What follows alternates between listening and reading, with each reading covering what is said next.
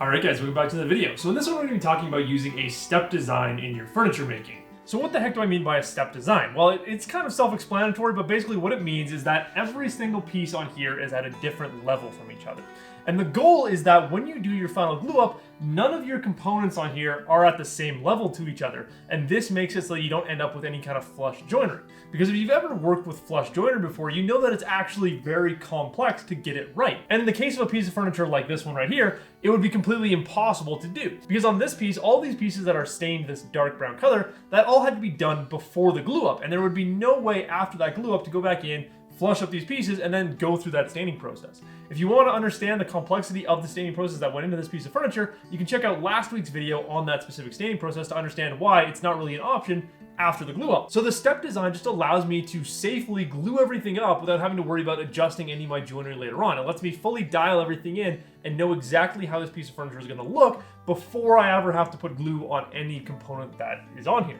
So it's a very, very good design method. So in this project specifically, the best example of that step design is this area right here. Well, basically the whole side structure, but this area right here. Because at our thickest piece is right in the middle here. So this piece comes across, and then step down from this piece, we then go down to these pieces. So they're just a small level below this middle piece here, as well as our pieces on the top and the bottom. Now the one thing I did differently on this project is these cherry pieces are actually stepped above this piece. So they're just slightly sticking out past this piece here. Now, on most of the projects that I've done, I usually will, with the floating panels, I'll usually step it below the lowest level. So we'd go 1, 2, and then this would be our third lowest level. But on this project, I wanted to try something a little bit more creative and pushing it out. And I actually think it makes a really interesting design style because it really brings more attention to both of these panels here. And by zooming out, you can actually see that there's a whole bunch of different levels to this step design. So obviously we start at our post legs here. This is our thickest outermost layer. Then we transition from those post legs to our top and bottom piece here. Now this is a new design style that I've been using on a few projects so far, where basically I take a thicker piece, I make sure it's stepped below these. So this top and bottom piece is about a 1/16 of an inch thinner than the post legs. We put that nice heavy bevel on that, and that transitions us to this whole side structure here. Then in line with the bottom edge of this top piece here is the thickness of this piece here. So this point and this point actually line up with each other. Then as I mentioned before, your vertical pieces are then below this level, and then our floating panels are above everything else. So this just creates a lot of depth in an otherwise very flat looking area. If all of the joinery in here was meant to be flushed up, you'd have very flat looking pieces, and in some design styles that would actually work out really well. But for me personally, I really love the way that all these different areas catch the lights, and you end up with these shadow lines and just different shadows in areas where you wouldn't otherwise have that kind of stuff. Now that step design doesn't only have to be incorporated in areas that would otherwise be flat, like the side structure of this cabinet here, we can also do it on the doors too. The doors on here are the exact same thing. So our verticals here are the thickest piece on the frame, and then the top and bottom piece here are set just below, about a 1/16 of an inch under those outer two pieces, and then our middle floating panel here again, like the sides, is popped out. So we just create those different levels of depth, and that just makes the door overall look a little bit more interesting. So there's three main benefits to using that step design. For one, it adds more depth to your piece of furniture. So where you would normally just have a flat frame with all of your pieces flushed up, you actually end up with a little bit of depth and interest in there, which then adds in those shadow lines and catches the light in different ways depending on how, a door is moved and whatnot. It really just makes the piece a little bit more visually interesting. Another benefit is that it makes the overall assembly much easier. It means that after you do the glue up, there really should be nothing else you have to do. Because none of your pieces are intentionally meant to be flush with each other, it means that once you do your glue up, all of your pieces are done. You don't have to touch them again. Which then brings us to our third point of you can actually go through and very easily pre-finish all of your components. So as long as none of your pieces need to be worked on after they're glued up, you can easily go through, pre-finish your pieces, and that'll allow you to just kind of have an easier time finishing your pieces. Because we've all had that experience where you take a large piece of furniture and you're trying to apply finish over the whole thing. That can be kind of challenging. Whereas when you're working in small individual pieces, that's very easy. And this project is a perfect example of that because I would not have been able to stain all of these pieces as nicely as I was able to here if I was trying to do it as the whole structure all together. The only reason I was able to do such a good job with the staining on this piece is because I was working with each individual piece and then I could put them all together afterwards. So you've got more depth, easier assembly, and it allows you to pre-finish your pieces. Those are three really big benefits in my opinion. And again, one of the reasons why I've made this kind of standard practice on pretty much every project I've done for the past 2 years. So how do you actually go about creating that step design? Well, it's pretty simple. So all you're gonna need is 2 pieces of wood. It doesn't really matter how they're supposed to join. If you want to have 2 pieces of wood that are meant to join like that, or if you're doing like a mortise and tenon style joint where you're going across like that, all you're gonna do is you want to take your outer piece, your piece that you want to be the thickest or the highest level, and you're just gonna put a bevel on that piece. Then you're gonna take your second piece and remove material from the top side of that piece until it sits just below that bevel. It's that easy. You can also use roundovers. That does have a very different look to it. It is a little bit more challenging because your roundovers typically max out at about 1/8 of an inch. I have seen some 16th inch roundover bits, but they're pretty rare. But you can use either a roundover or a chamfer.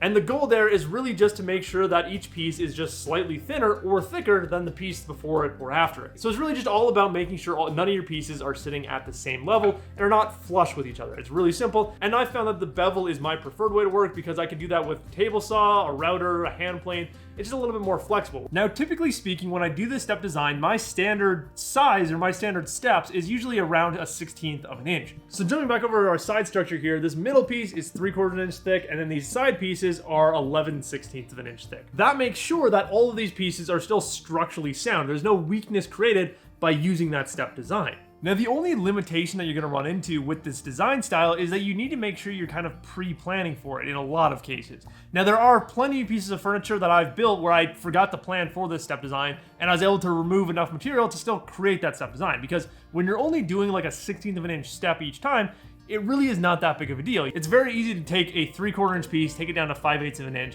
and really not lose a whole bunch of structural integrity. But if you just go into a project saying, okay, I want to do like a 1/4 inch step design, that is going to take some serious changes to a design of a piece of furniture to accommodate for the appropriate thicknesses of material and all that so that your piece is still structurally sound. So that's very important to understand that before you go into your project and have kind of an idea of what you want to do with it.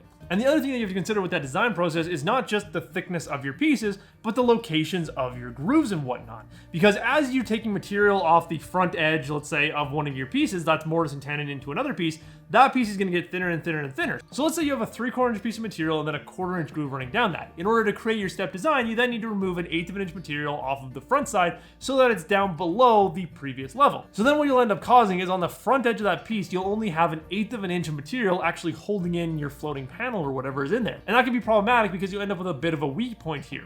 You always want to try and keep your grooves centered on your pieces. So when you're trying to create this step design, you want to go at it from a very intentional point right from the beginning of the project all the way to the end. So if you know that a certain piece on your side structure, whatever, is going to end up being 5/8 of an inch in its final product, you want to make sure that you're starting with your groove centered on that piece. That way you end up with at least 3/16 on both sides of that groove rather than 1/8 on one side and a 1/4 inch on the other.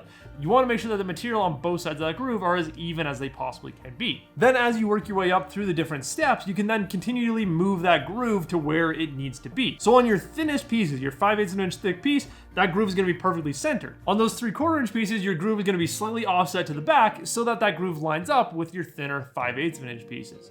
And again, this project actually ended up being a perfect example of that because what I ended up doing when I was making my grooves is I completely forgot that point of you want to start with your smallest, your thinnest piece and center the groove off of that. What I ended up doing is I centered my groove starting off my leg pieces here. And by the time I got down to the vertical pieces on the side here, my groove was just too thin on one side. It was going to be too weak to actually hold those pieces in a nice structural manner. So I had to go through, fill all the grooves that I'd cut, and recut them based off of those vertical pieces, which are my thinnest pieces on this whole side structure here. And so it really is just a matter of thinking about the process in full before you start jumping into doing things like joinery, grooves, whatever. You want to make sure that you're basing everything off of those thinnest pieces and kind of building out from there. Now you might also be thinking that a step design is not going to work in all circumstances. For example, a tabletop. You can't make this stepped, otherwise you can end up with weird lumps and bumps in there that are not going to work out very well. Well, this brings me to another good alternative where basically all we do is we just run around all the visible edges of the piece of wood with that chamfer bit or whatever we're using, table saw, router, whatever, and we go through and put a chamfer on all the visible edges across both of our pieces here. What this does is that it makes sure that both these pieces, even if they are not perfectly flush with each other when we do our joinery, they still have the appearance of being in line with each other, and we just get that little bit of extra detail running down the middle. So we're accentuating our joinery here, but also it makes it easier because these two pieces no longer have to be perfectly flush with each other. They can be a little bit different thickness, and it's not going to ruin the whole project if they're slightly different. So that alternative method where you're just basically matching up those bevels with each other, that works really well when you have a surface that you either want to add some detail to, you want to be able to do the same thing where I've got this pre-finished pieces that I wouldn't be able to flush up later on.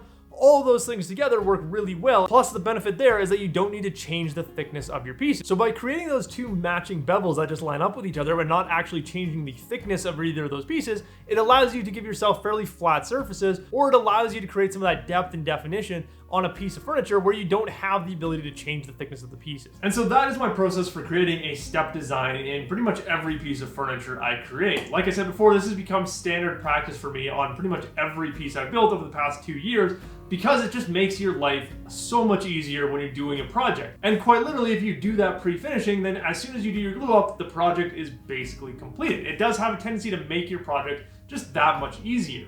So of course, if you guys have any questions about this, leave them in the comments down below. I will do my best to answer them. But as always, guys, I do hope you enjoyed this video, and I will see you in the next one.